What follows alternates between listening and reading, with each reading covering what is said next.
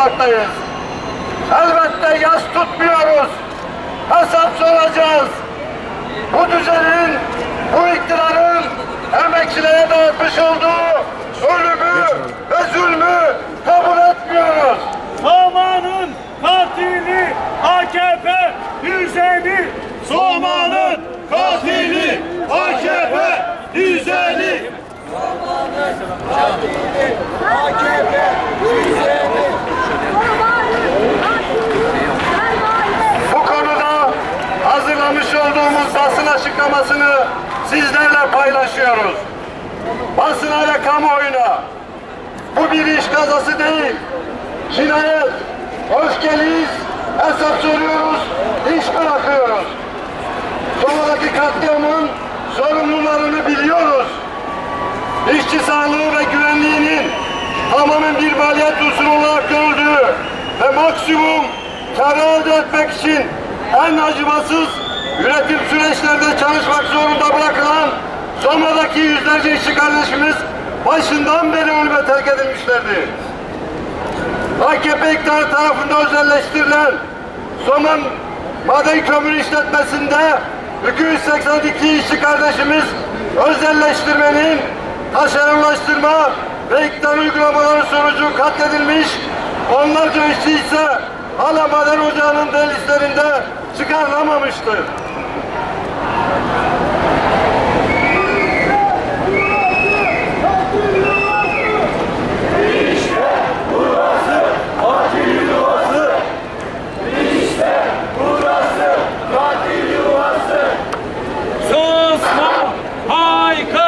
Taşerona hayır! Susma! Haykır! Taşerona hayır! Susma! Haykır! Taşerona hayır! Daha fazla kar uğruna emekçilerin yaşamlarını önemsemeyen bu insanlık dışı sömürü sistemine ve çalışma koşullarına artık yeter diyoruz. Her ay kaynır doyurabileceği, kredi borçlarını ödeyebileceği bir gelir için çabalayan emekçilerin kaza denilerek canı alınıyor. Bugün Türkiye'de her ay ortalama 100-120 işçi ve emekçi hayatını üretim süreçlerinde yitiriyor. Türkiye iş cinayetleri konusunda Avrupa'da birinci, dünyada üçüncü durumdadır. Soma kader değil katliamdır. Soma kader değil katliamdır.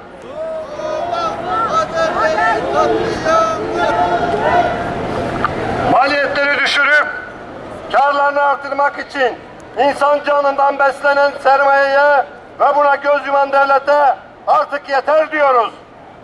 Soma madenlerinde kayıt dışı çalıştırılanların bulunduğu, bakanlık denetimlerinin göstermelik yapıldığı biliniyor.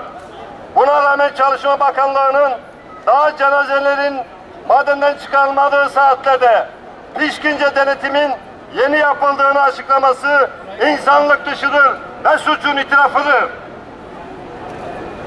İşçi düşmanı hükümet istifa.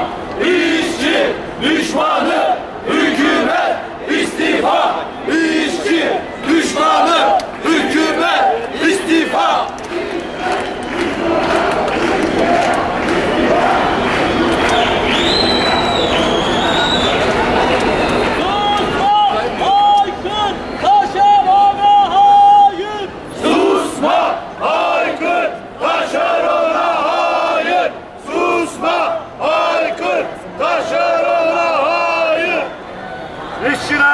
Sürmesinin, Soma madenlerinde toplu bir katliam yaşanmasının siyasal sorumluluğu AKP hükümetindendir. İşçi ve emekçilerin çalışma koşullarını insanileştirmek için gerekli yasal düzenlemeleri yapmayan, iş yeri denetimlerini gerektiği gibi gerçekleştirilmesini sağlamayan, başta başbakan olmak üzere tüm siyasi ve bürokratik sorumluları istifaya çağırıyoruz. Hükümet istifa! Hükümet istifa! Hükümet istifa! Hükümet istifa! Hükümet istifa! İşçi sınıfının mücadele aracı olarak olmak, yerine sermayeye ve siyasi iktidara işbirliği yapan, insanlık dışı koşullarda çalışmasına göz yuman sendikalara artık yeter diyoruz. Sendikaları, emek ve meslek örgütlerini yaşanan katliamın hesabını sormak üzere göreve çağırıyoruz. DİSK, KESK, TUMOP ve TTB olarak tüm işçi sınıfını, emekçileri ve emek dostlarını, Soma'daki işçi kardeşlerimiz için ayağa kalkmaya çağırıyoruz. Soma katliamının sorumlusu AKP iktidarıdır. İşçi memur el ele, genel greve. İşçi memur el ele, genel greve. İşçi memur el ele, genel greve. İşçi memur el ele, genel greve. Soma'da bir katliam yaşandı. Failleri biliyoruz, katilleri de biliyoruz. İşçilerin katili AKP iktidarı, onun sorumlularıdır. İşte burası katil yuvası. İşte burası katil yuvası.